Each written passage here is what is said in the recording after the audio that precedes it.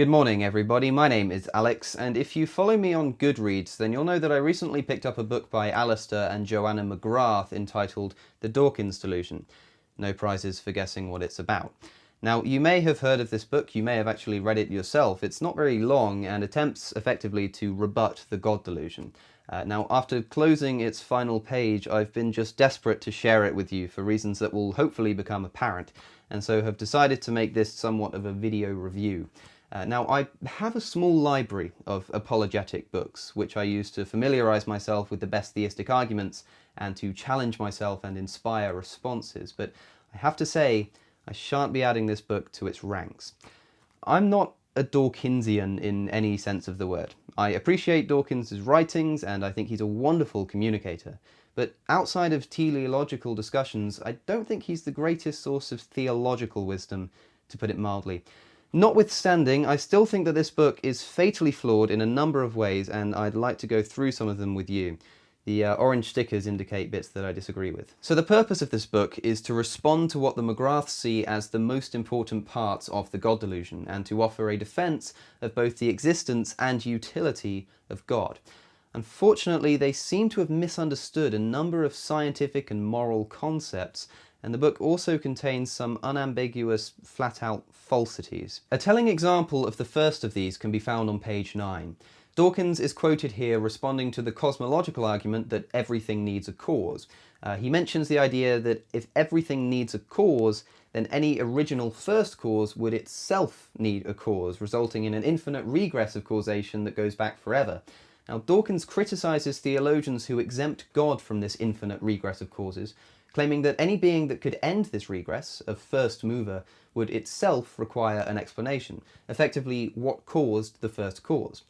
Now, this is quite an elementary criticism of theism to which there are a number of compelling responses, such as the Kalam cosmological argument, for instance. But bizarrely, the McGraths completely neglect to bring any of them up, and instead just wag their finger at theoretical physics, for some reason, as if that proves anything. Here's the quote. However, it needs to be pointed out here that the holy grail of the natural sciences is the quest for the grand unified theory, the theory of everything. Why is such a theory regarded as being so important? Because it can explain everything, without itself requiring or demanding an explanation. The explanatory buck stops right there. There is no infinite regress in the quest for explanation. If Dawkins' brash and simplistic arguments carried weight, this great scientific quest could be dismissed with a seemingly profound, yet in fact trivial question. What explains the explainer? Now, aside from the fact that Dawkins never actually mentions grand unification in the God delusion, it's immediately clear from the McGraths' inability to distinguish between grand unified theory and the theory of everything, which are not in fact the same thing, that they haven't sufficiently read up on even what they are. Now, you'd think that they had, given that they include a note here recommending 2 relevant books on the subject, but they seem even to have misunderstood those as well. Now, one of the books mentioned is Brian Greene's The Elegant Universe, for which I can thank Leanne for sending to me. So given that this is the book that's explicitly recommended by the McGraths to back up the point they're making, let's take a look, shall we? So this is from page 366, where Greene has just been talking about string theory. He says, in the context of string/M theory, our cosmological understanding is, at present, just too primitive to determine whether our candidate theory of everything truly lives up to its name and determines its own cosmological initial conditions, thereby elevating them to the status of physical law. This is a prime question for future research. Here we witness the kind of humility that is characteristic of the scientific process. It would be lovely if we could unify electromagnetism, gravity, and the strong and weak nuclear forces into this theory of everything. But we can't even claim that this is possible until we prove it so. Dawkins wasn't saying that there can't be some kind of end to a causal regression. He just thinks that we shouldn't presumptuously reserve this position for God. The quote used by the McGraths to present Dawkins' view here is not presented in its entirety in the book, but here's the full quote, and this is from page 77.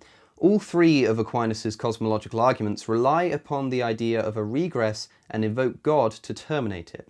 They make the entirely unwarranted assumption that God himself is immune to the regress. Even if we allow the dubious luxury of arbitrarily conjuring up a terminator to an infinite regress and giving it a name simply because we need one, there is absolutely no reason to endow this terminator with any of the properties normally ascribed to God.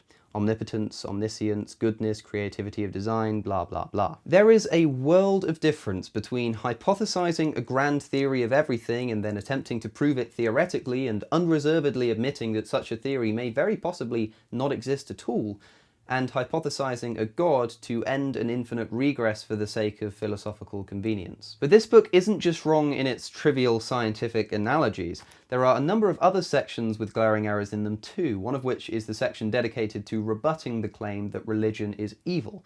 Now, the most outrageously misleading of these can be found on page 58, where the McGraths criticise Dawkins for ignoring a number of so-called forgiving and compassionate injunctions of the Old Testament, whilst biasly focusing on the negative ones instead.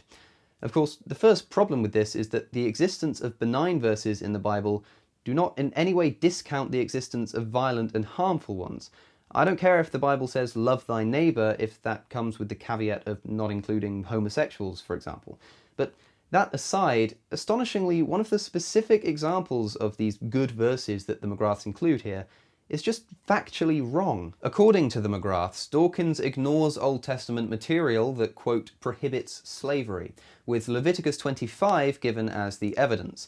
Here we have perhaps the most impressively ignorant misrepresentation of the Bible I've ever seen, and this is particularly ironic given that this is what the McGraths accused Dawkins of doing in the very same chapter. The source of the confusion here seems to be Leviticus chapter 25 verse 42, which states, "Because the Israelites are my servants, whom I brought out of Egypt, they must not be sold as slaves. Do not rule over them ruthlessly, but fear your God." Now, at first glance, you may feel this corroborates the McGraths' report. Not a bit of it. This verse doesn't outlaw slavery as they claim it does. It only prohibits the enslavement of Israelites, God's chosen people. Foreigners, on the other hand, are fair game. Here's literally the next verse. "Your male and female slaves are to come from the nations around you. From them you may buy slaves. You may also buy some of the temporary residents living among you and members of their clans born in your country, and they will become your property. You can bequeath them to your children as inherited property and can make them slaves for life." So it seems that the McGraths, in trying to present the best of what the Old Testament can offer and subsequently presenting the absolute worst, have made my point for me. Now, these are just a few examples among a litany of errors and flaws, so I'll try to take you through a few more as quickly as possible. Nearer the end of the book, on page 61, the McGraths claim that fasting, giving up all food because one's religion tells them to, is absolutely normal behaviour because some people cut down on sugar and fat in order to improve their fitness for non-religious reasons. I'm not making this up. On the page before that, the claim is made that spirituality should be included as a part of healthcare, given that it, quote, matters so much to patients, as if we should base healthcare on what a patient thinks they need rather than what a medical professional thinks they need. If you've seen my videos in the past, then you might know that I've spoken about Bertrand Russell's celestial teapot analogy before. Now, Russell was responding to the claim that you can't prove that God doesn't exist by saying that you also can't prove that there isn't a teapot orbiting the sun in space, yet this doesn't mean one should believe that there is. Now, Dawkins mentions this in the God Delusion, and in chapter 3, the McGraths completely misunderstand the analogy and state that, quote, that's what Dawkins wants his readers to think, that believing in God is on the same level as cosmic teapots. This suggests the most shallow reading of Russell's analogy. On page 48, the McGraths refer to the Soviet Union's, quote, atheistic ideology, equating a disbelief in God with the hatred of religion. On page 22, they claim that Einstein used religious imagery in order to, quote, sound Christian. And finally, they claim that the popularity of religion is persuasive of atheism being, quote, a fatally flawed worldview, as if atheism is a worldview, and as if, even if it was, its validity would be based upon the number of its supporters. Look, I'm not trying to defend Dawkins as an infallible atheist hero, but I hope you're now in agreement with me that as far as criticisms go, this isn't a strong one. Now, if you'd like to analyse it for yourself, a link to the book as well as all the other books mentioned in this video will be available in the description. I really would love to hear from anyone who agrees with anything in the Dawkins Delusion, so if you do, be sure to leave a comment. In the meantime, I've been Alex O'Connor, or Cosmic Skeptic. You can find me on social media here. I want to thank you very much for watching. Don't forget to subscribe, and I'll see you in the next one.